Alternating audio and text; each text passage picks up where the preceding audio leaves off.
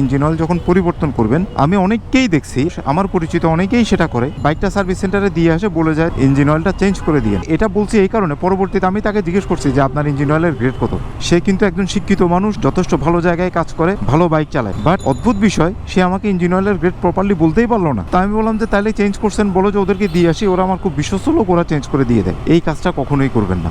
Engine oil change করতে কিন্তু বেশিক্ষণ লাগে না, ড্রেন থেকে শুরু করে চেঞ্জ করা পর্যন্ত আপনার হয়তো বা 15-20 মিনিট লাগবে। এখন ইঞ্জিন অয়েলটা চেঞ্জ করার সময় অবশ্যই আপনি সামনে থাকবেন, সামনে থেকে ইঞ্জিন অয়েলের অরিজিনালিটি চেক করে, সবকিছু চেক করে, গ্রেড চেক করে কিনবেন। বাকিরা যেই সাজেশন দিবেই দেখ, বা গ্যারেজের লোক আপনাকে যেই সাজেশন দিবেই দেখ, তার সাজেশনকে আপনি ওয়েলকাম করেন, কিন্তু অ্যাকসেপ্ট করার দরকার নেই। কেনার পরে তার হাতে দিয়ে বলবেন যে এবার চেঞ্জ করেন। এবার চেঞ্জ প্রসেসেও আপনি থাকবেন, আপনি দেখবেন যে পুরনো ইঞ্জিন অয়েলের ভালোভাবে ড্রেন হইলো কিনা, নতুন ইঞ্জিন অয়েলটা প্রপার পরিমাণে দিয়েছে কিনা। কারণ অনেককে আমি দেখছি তারা ইঞ্জিন অয়েলের পরিমাণটাও মেনটেন করে না। আর আপনাকে অবশ্যই ইঞ্জিন অয়েলের গ্রেডের সাথে সাথে জানতে হবে হচ্ছে আপনার বাইকে ইঞ্জিন অয়েল কি পরিমাণ লাগে। যেমন আমার বাইকে লাগে হচ্ছে, যদি অয়েল ফিল্টার চেঞ্জ করি 1200 ml, আর যদি অয়েল ফিল্টার চেঞ্জ না করি 1150 ml। তো এরকম আপনাকে প্রপারলি জানতে হবে যে আপনার বাইকের ইঞ্জিন অয়েল কি পরিমাণ লাগে, এবং আপনি সেই পরিমাণ মেপেই আপনি দিবেন। এখানে বেশি বা কম করার সুযোগ নাই।